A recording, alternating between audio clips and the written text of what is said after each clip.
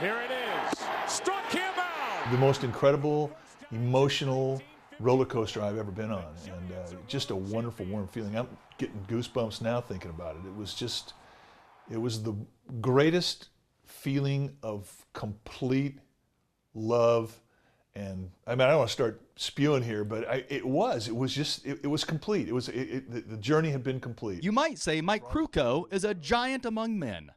Not just because he's 6'5", but because he stands tall and proud of his San Francisco Giants, especially after their World Series win last year. And for all those people who had devoted, a lot of emotion to this team over the last 52 years, it was the same feeling. So it was an incredible event. A great performance by Mike Krukow. He pitched 7 seasons with the Giants in the 80s. Before that, a year at the Phillies. Before that, almost a decade playing for the Cubs. And before that, he played for Cal Poly.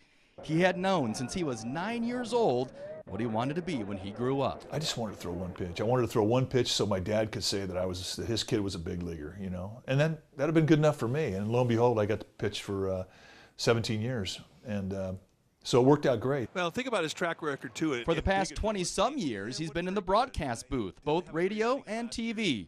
He's a 7-time Emmy winner who's been known to toss around a few unique baseball phrases, on the air and right on target. The vernacular that's talked about in the dugout during the course of a ball game, I just sort of carried it over into the broadcast booth, and if somebody were to strike out, somebody in the dugout would say, "Grab some pine, meat."